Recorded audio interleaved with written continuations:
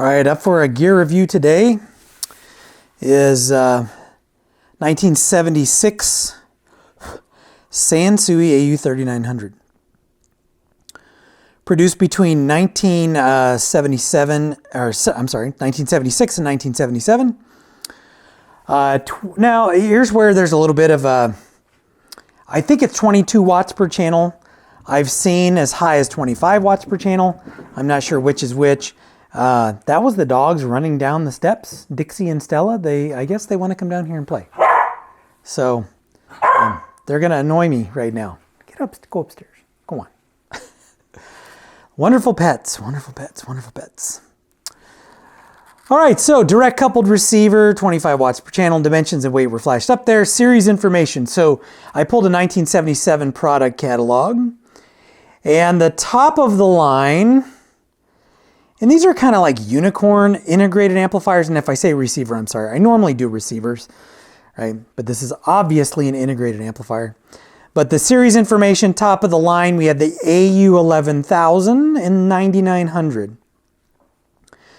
And before I get too far into where this fell in the lineup, I'm going to say that there were basically three tiers, right? Three different form factors, kind of, for their integrated amplifiers. So the AU11000 and 9900 shared a lot of the same physical, right, functions, and you know, aesthetically they were very similar. Then you had the mid-tier series with the AU 7900, 6900, and 5900.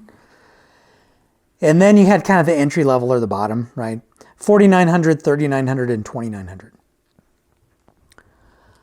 Aesthetically, this is classic Sansui. When I see this, there's no doubt in my mind it's a Sansui. The sound, classic Sansui. And I don't,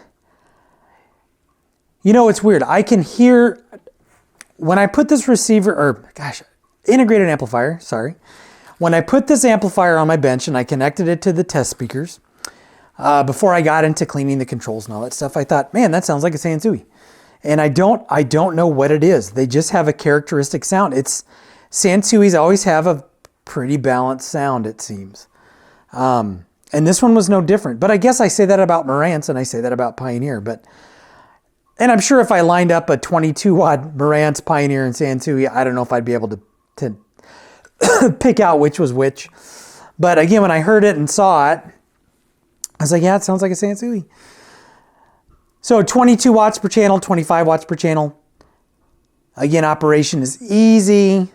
Serviceability is easy. Common issues with this amplifier are kind of the normal. Sorry, I had to walk up my steps and see what my dog was doing. Common issues, I couldn't find any, and I've worked on one other Sansui integrated, and it's a 7900 that I could not get fixed, and I use it as a preamp right now.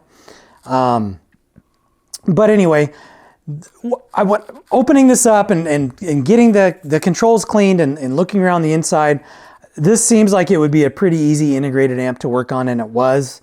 It wasn't too difficult to get in and clean the controls. I couldn't find any common issues listed on Audio Karma, and I don't have a lot of experience with these. So off the top of my head, I think probably the only common issues you would run into on these are things like out of spec capacitors and transistors and things that just age. And the reason why I don't have it on is because all you'd see is a red light, so I didn't even plug it in. So I couldn't find any common issues or common things that you had to do if you found one of these. If you're looking to pick one of these up, what would I look for? Right, I would look for things like cosmetic condition, completeness. This one's in pretty clean shape. The cabinet's a little bit rough, but it's not horrible. All the knobs are here. The face isn't in the greatest condition, but it's acceptable. It's pretty nice. So I don't really know what you would look for beyond that. Now, when you're talking about hooking this up in operation, it's really simple. Now, this does not have a switch or a jumper to separate the preamp from the main amp, which is kind of common. So hookups are easy though. They're all RCA type hookups. This does have screw speaker terminals though, which is a bummer. I don't like those. They're just a pain in the butt. I mean, I'd rather have some spring-loaded, you know, push type speaker terminals in the back, but this has screw type. So beyond the screw type speaker terminals, the RCA hookups, it's just like hooking anything else up. Using this is really easy. So you have a combination power switch speaker selector, bass, treble, balance. You have high filter, loudness, volume, mode, stereo or mono. You have 180-degree swap, I think is what that is. Or no, I'm sorry. I was looking at something else. That is the tape monitor and then the playback source. Right? So that's your tape monitor button. Auxiliary, tuner, phono, and then mic level. Sorry, I didn't have my glasses on and I saw 180 degrees and I wasn't even close. There's nothing like that on there. So hooking this up is easy, except for the speaker terminals. Got to be kind of careful when you're connecting speaker wire. But at least these are kind of, they have teeth, so the speaker wire is not going to slide. But using this is super simple. You just turn it on and volume is clearly right there in the middle. Bass and treble, these are stepped, which is nice, right? So these click. Balance is not stepped in the middle though. Volume is not, just bass and treble it seems. Can't think of anything else to look for on one of these other than the cosmetic condition and completeness. It's just a simple integrated amplifier. If you're looking to pick one of these up, what might you expect to pay? When I pulled the pricing examples from eBay, there were 3 sales and they were all for best offer. And it went all the way from like $180 to $560. Now, I'll tell you that a 22 watt per channel integrated amplifier, unless it's tube, and from some major manufacturer, this is not going to be worth a whole lot of money. So this is one of those, but I'm totally guessing here. This would be one of those integrated amps that is going to be like a 150, 250, 350. And when I say that, I'm kind of splitting the difference. So restored, recapped, perfect condition, yeah, you might pay $400. One like this, super clean, maybe it's had some work done to it, maybe it hasn't, maybe it works just fine, probably $300. One that's working though, or maybe not as clean as this, you're looking at that $250 range. And then to pick one of these up for parts, I would be hard pressed to spend more than about $150. You could probably get them as low as $100. You might pay a little bit more. There aren't a lot of these for sale or that have been sold on eBay. The for sale prices as of today, I think the least expensive one was around $250.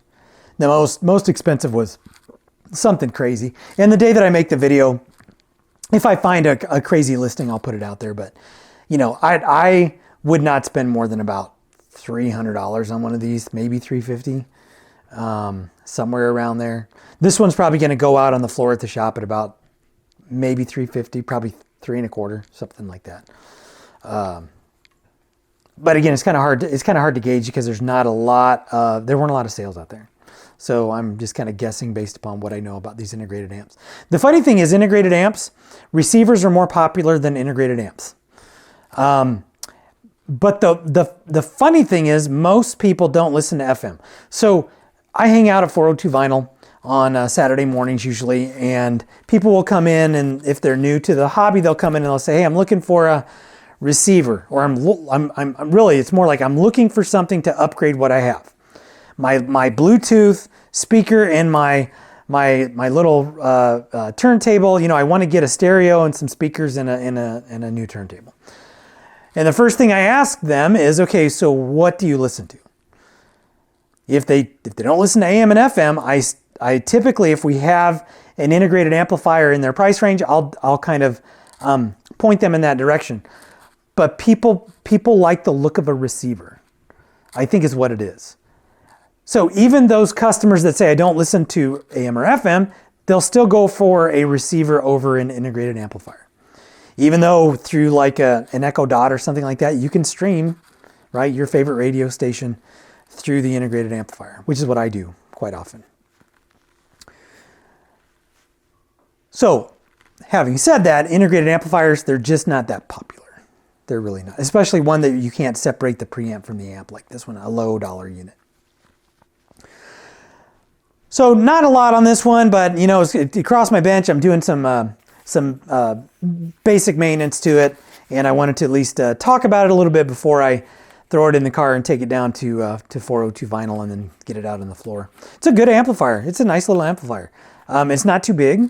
I mean, it'll fit just about anywhere. I think it looks cool, right? It might be boring to some people, but I think it looks kind of neat. So I definitely wouldn't pass one up if you can get one at a good price. So as always, if you like what you see, like it, subscribe. Catch you in the next video.